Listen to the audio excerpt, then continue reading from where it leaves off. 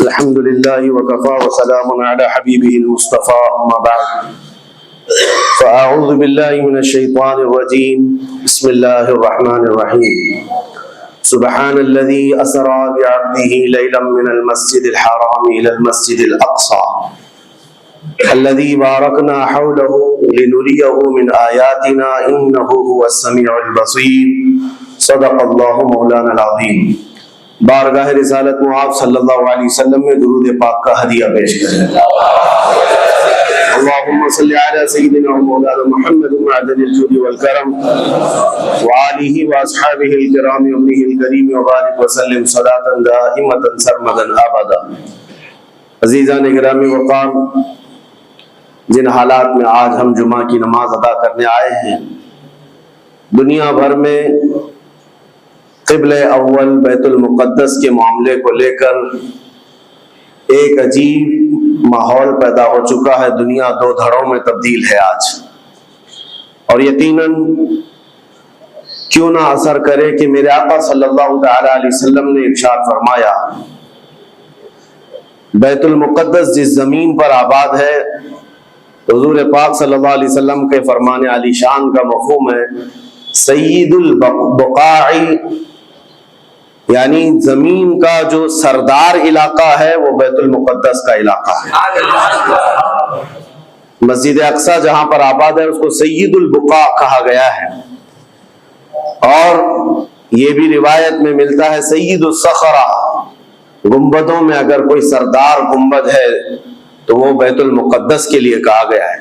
اور قرآن نے یہ فرمایا الذی بارکنا حولہ، مسجد اقصی کے متعلق فرماتا ہے رب تعالیٰ کہ وہ مسجد اقصی جس کے ارد گرد ہم نے برکتیں رکھی لنریہ من آیاتنا، تاکہ ہم اپنی نشانیاں انہیں دکھائیں۔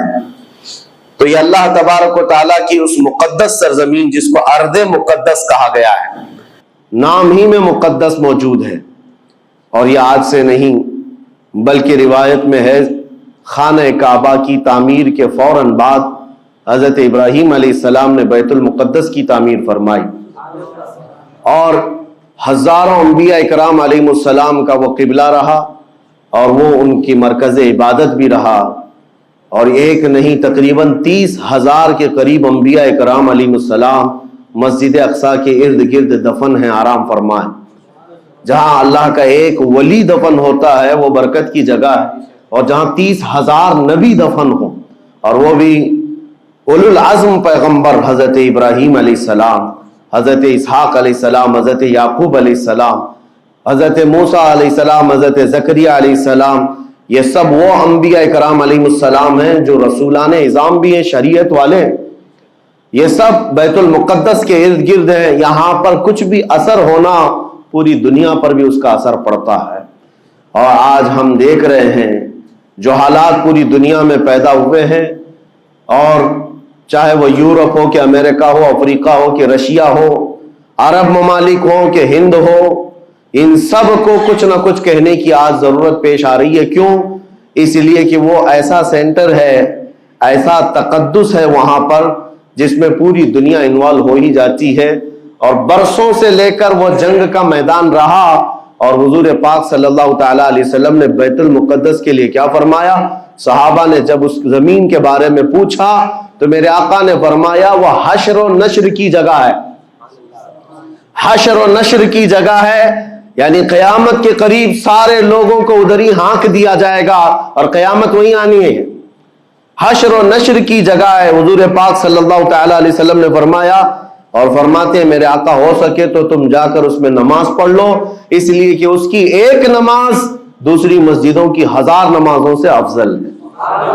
یہ مسجد اقصی کے متعلق میرے آقا صلی اللہ علیہ وسلم کا فرمان علی شان ہے۔ پھر صحابہ اکرام نے پوچھا کہ اگر کوئی جا نہ سکے میرے آقا بیت المقدس اور نماز پڑھنے کی اس کو استطاعت نہ ہو وہاں جا کر تو کیا کرے؟ حضور اکرم صلی اللہ علیہ وسلم نے فرمایا کم از کم تیل کا ہدیہ تو بھیج دے تاکہ وہاں چراغ جلانے کے کام آئے۔ یہ حدیث پاک میں ابن ماجہ کی حدیث ہے۔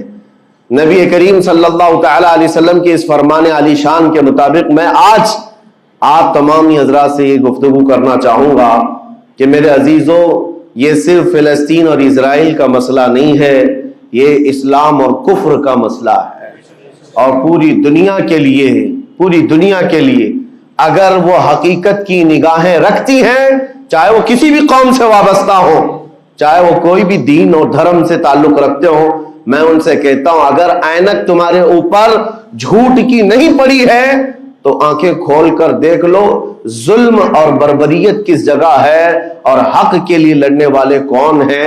یہ ہر ایک منصف مزاج آدمی بھی آج پہچان سکتا ہے کہ کون نہتہ مارا جا رہا ہے اور کون سپر پاور طاقت پر کھڑے ہو کر اپنے مظلوم ہونے کا دعویٰ کر رہا ہے۔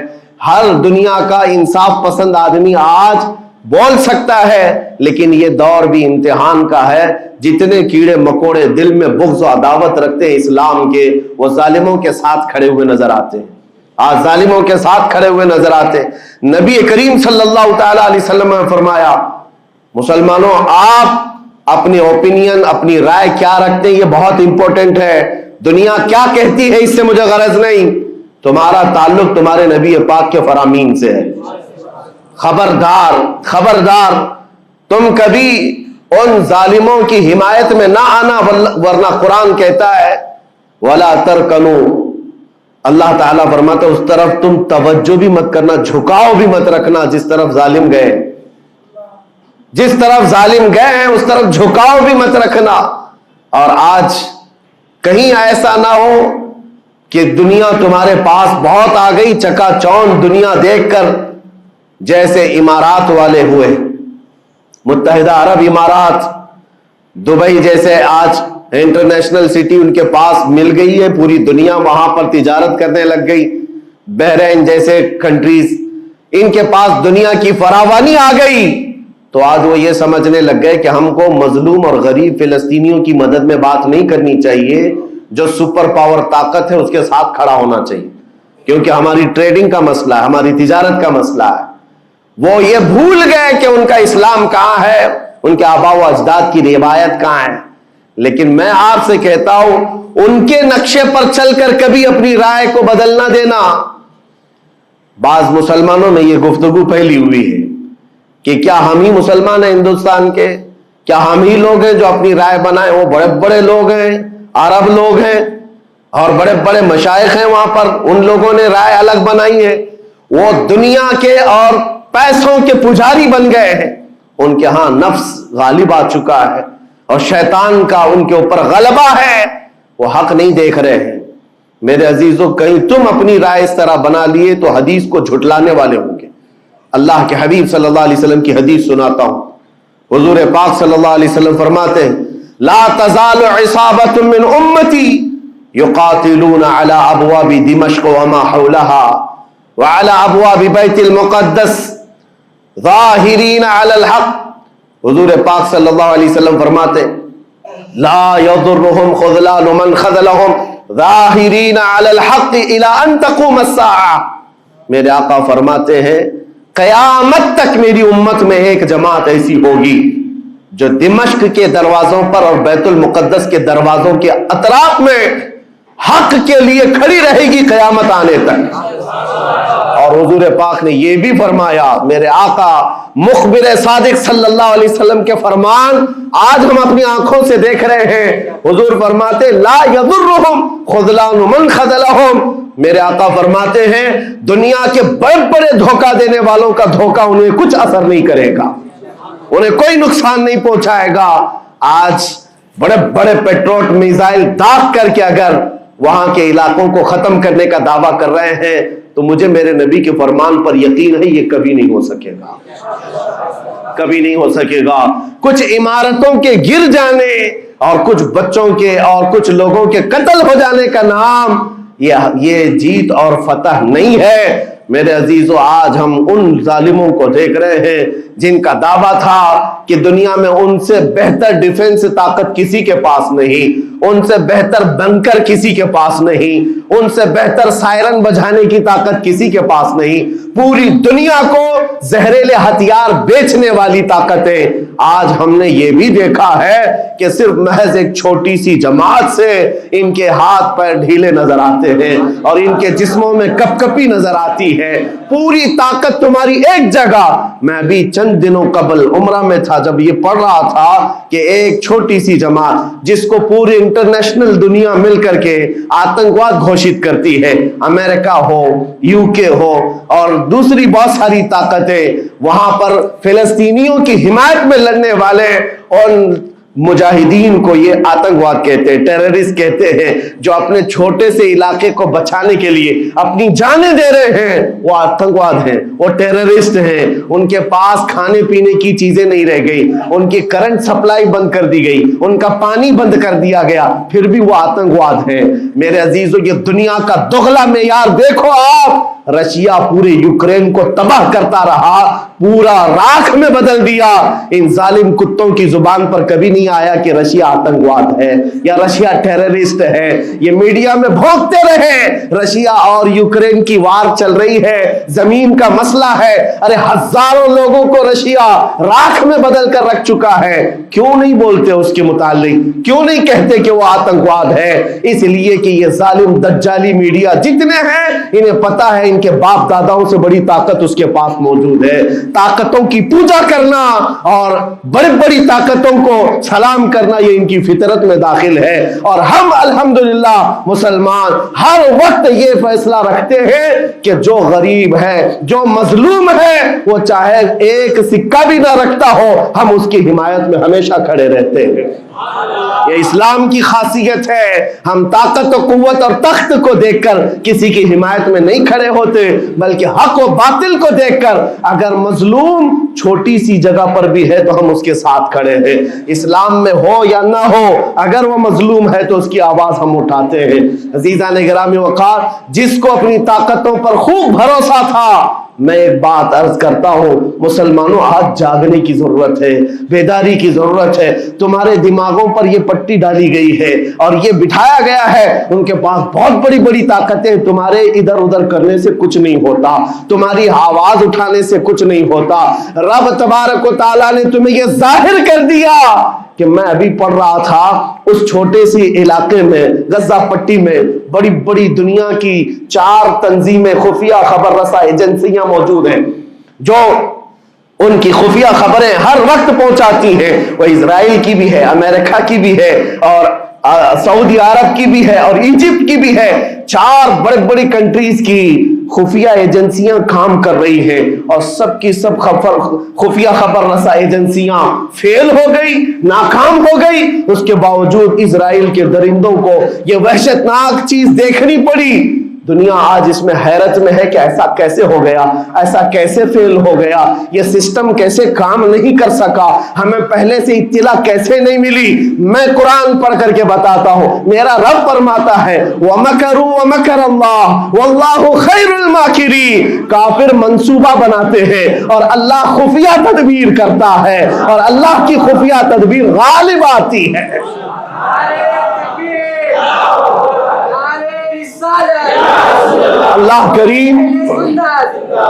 अल्लाह करीम जब खुफिया तदबीर फरमाता है, सारे सिस्टम फेल हो जाते हैं, दुनिया की ताकतें हेच हो जाती हैं। आप कभी ये मत समझना कि दुनिया के पास बहुत बड़ी ताकतें हैं। नहीं मुसलमानों, ईमान इसका नाम नहीं है। इकबाल ने बहुत पहले कहा था, अल्लाह को पामर्द ये मोमिन पे भरोसा, इब्लीस को यूरोप की मशीनों का सहारा।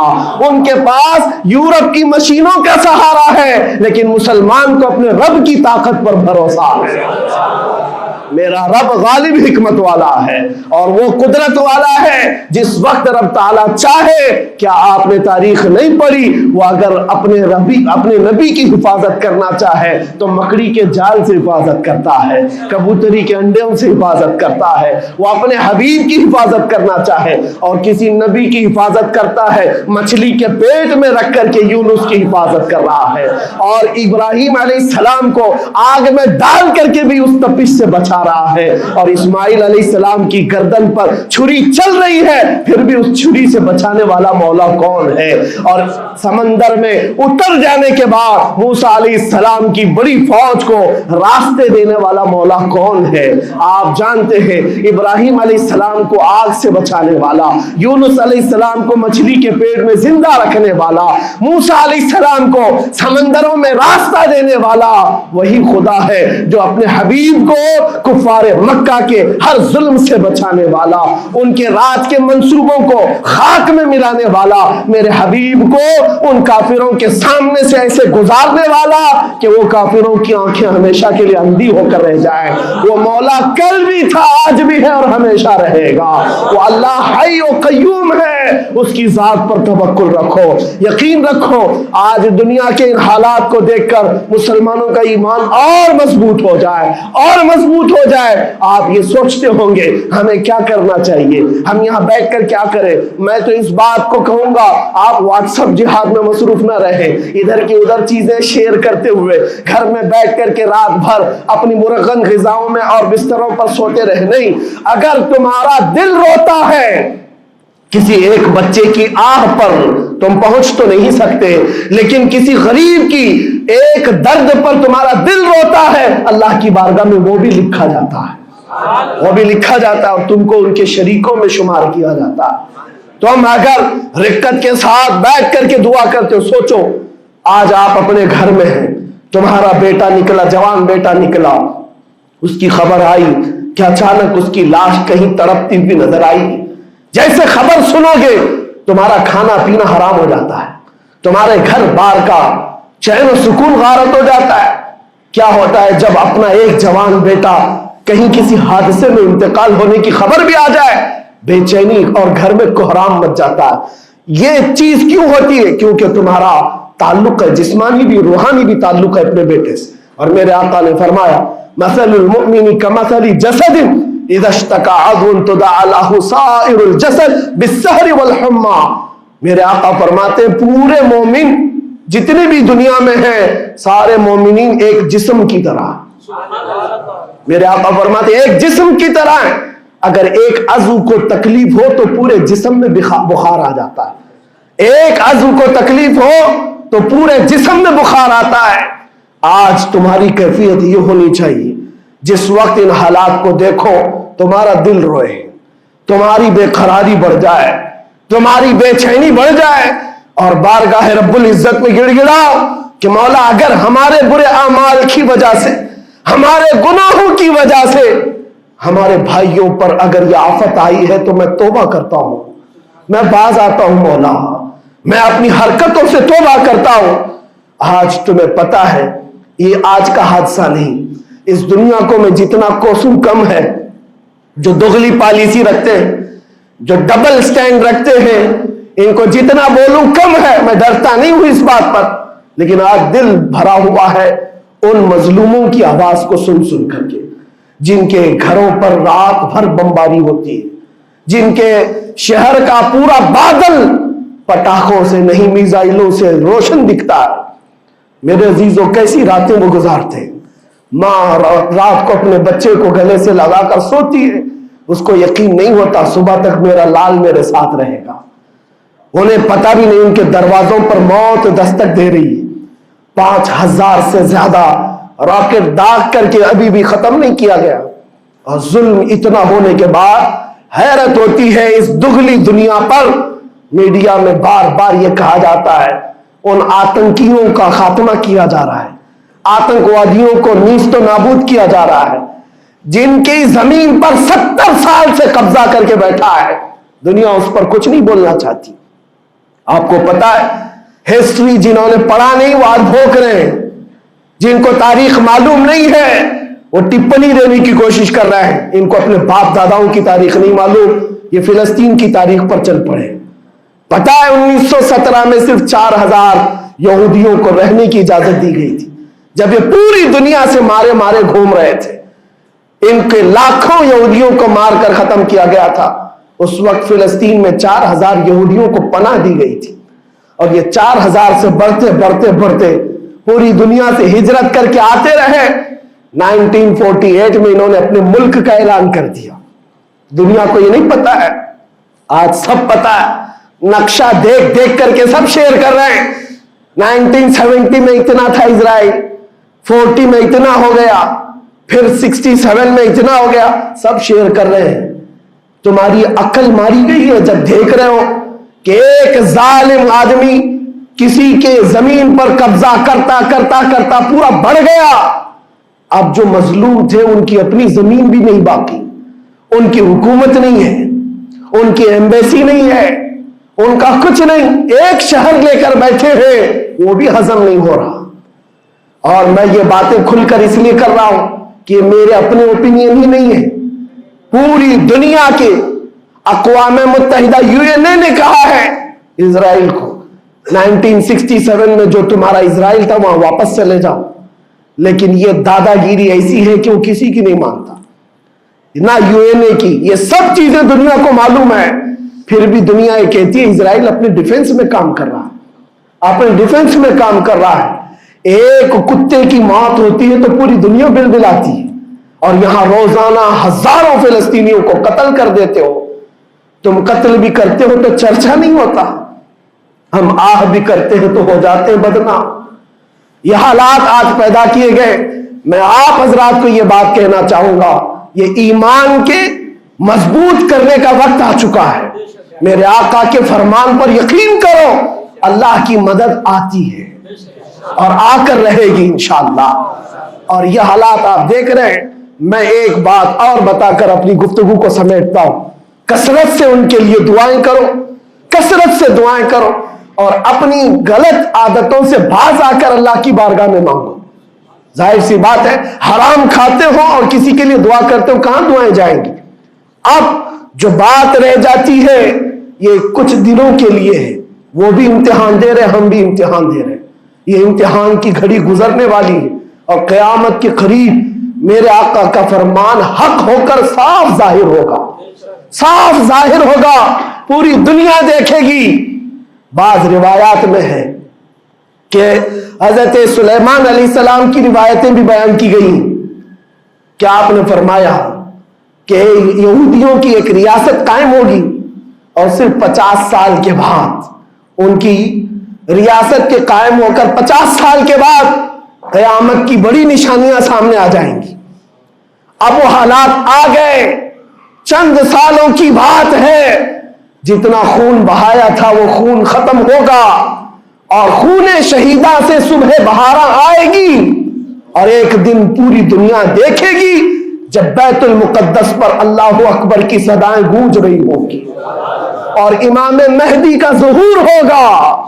इमाम मेहदी आएंगे और पूरी दुनिया में सिर्फ और सिर्फ इस्लामी परचम लहराएगा इंशाअल्लाहुल अज़ीज़। मेरे आका सल्लल्लाहु अलैहि वसल्लम फरमाते, क़यामत के करीब तुम देखोगे हर चीज यहूदियों के खिलाफ होगी, हत्ता के पत्थर भी तुम्हें कहेंगे यहूदी यहां छुपा हुआ है, पत्थर भी कहेंगे। और हुजूर ने फरमाया तो ये होकर रहेगा, होकर रहेगा। इसलिए उनकी ताकतों पर न जाओ, उनकी कुव्वतों पर न जाओ। आज जब एक छोटी सी जमात ने तुम्हारे डिफेंस सिस्टम को ललकार कर रख दिया है, वो वक्त भी आएगा जब खुदाए जलाल जबरूत वाले मालिक खुदा को, अल्लाह करीम को, जब ये दिखाना होगा कि अल्लाह ताला ईमान वालों की कैसी मदद करता है, तो वो दिन भी देखोगे जब कीड़े मकोड़े और हशरात की तरह जालिम हुकूमतें फना हो जाएंगी। इंशाअल्लाह वो वक्त आएगा। लेकिन आप तमाम हजरात अपने दिलों में रिक्कत तारी करें, अपने दिलों में उन गरीबों के लिए, उन मजलूमों के लिए दुनिया क्या भोगती है इसकी तरफ न जाओ। कौन क्या कहता है, इन जालिमों को उनके साथ खड़े होने में शर्म नहीं आती। आपको पता है या हमारे हिंदुस्तान में भी बहुत सारे आज निकले हुए सोशल मीडिया पर जंग कर रहे हैं और इनको लगता है इजराइल के साथ खड़े। आपको पता है इजराइल एक ऐसी यहूदी रियासत है जो पूरी दुनिया के किसी भी धर्म को नहीं मानते। मुसलमानों के भी वैसी दुश्मन, हिंदुओं के भी दुश्मन, ईसाइयों के भी दुश्मन। इनको पता ही नहीं है, इनको लगता है वो हमारा साथी है, मुसलमानों को मार रहा है तो हमारा साथी, जबकि वो साफ انکار کرتے ہیں کہ بتوں کی پوجا کرنے والوں سے ہمارا کوئی رشتہ ہی نہیں، وہ یہودی ہیں۔ وہ پوری دنیا میں اپنے آپ کے متعلق یہ عقیدہ رکھتے ہیں کہ اللہ نے ہم کو ایک خاص مٹی سے بنایا اور سارے انسانوں کو کچرے سے بنایا، ساری دنیا کو کچرے سے اور جانوروں کے فضلے سے بنایا اور ان کو ایک خاص جنت کی مٹی سے بنایا۔ اور قرآن میں یہ ذکر موجود ہے، اللہ فرماتا ہے وقالت اليہود نحن ابناء اللہ واحباؤہ، اے محبوب یہ یہودی کہتے ہیں ہم اللہ کے بیٹے ہیں اور اللہ کے محبوب ہیں۔ رب فرماتا ہے محبوب ان سے کہہ دے اگر تم اللہ کے بیٹے اور اللہ کے محبوب ہو تو مرنے کی تمنا کرو کیونکہ اللہ سے مل جائے، لیکن اللہ فرماتا ہے وَلَن يَتَمَنَّوْهُ أَبَدًا، وہ موت کی ہرگز تمنا نہیں کرتے۔ یہودیوں کے ہاں جینے کی ہوس بہت ہے، اور قرآن کہتا ہے لَوْ يُعَمَّرُ أَلْفَ سَنَةٍ، اگر ان کو 1000 سال کی زندگی بھی دی جائے تب بھی وہ مرنا نہیں چاہتے۔ یہودی مرنا نہیں چاہتے۔ یہی تو بات ہے میرے عزیزوں، دنیا میں اور ہم میں فرق یہ ہے وہ کہتے تو ہیں ہم اللہ کے بیٹے اللہ کے محبوب لیکن مرنا نہیں چاہتے، لیکن مسلمان کا بچہ جذبہ شہادت میں نظر آتا ہے۔ ہمارے نزدیک موت کوئی حادثہ نہیں، ہمارے بزرگوں نے تو ہمیں یہ بتایا ہے کفن کندھے پر لے کر چلنا، موت آئے تو اوڑھ کر سو جانا، یہ نہ سوچنا کہ حادثہ ہوا ہے بلکہ یہ سوچنا ادھر آنکھیں بند ہوئی ادھر زیارت مصطفیٰ ہو گئی، ادھر میرے رب سے ملاقات ہو گئی۔ مولا کریم کی بارگاہ میں دعا ہے جب تک زندہ رہے عزت اور ایمان کے ساتھ زندہ رکھے۔ مولا غریب فلسطینیوں پر تو رحم فرما، مظلوم فلسطینیوں کو آزاد فرما۔ اے کریم ارحم الراحمین، تو نے فرمایا جب بندہ مجھے مصیبت میں پکارتا ہے میں اس کی پکار کو سنتا ہوں۔ اے مولا آج فلسطینیوں سے زیادہ کون مظلوم ہے، ان سے زیادہ کون مصیبت میں ہے اور تجھ سے زیادہ کون رحم کرنے والا ہے۔ اے مالک و مولا ان پر رحم کی بارشیں فرما، اے اللہ ان پر رحم کی بارشیں فرما اور ظالم طاقتوں کو فنا فرما دے، ان کو نیست و نابود فرما، ان کو کیفر کردار تک پہنچا، اسلام و سنیت کا بول بالا فرما، کفر و شرک کا منہ کالا فرما۔ وصلی اللہ تعالی علی خیر خلقہ محمد وآلہ واصحابہ اجمعین برحمتک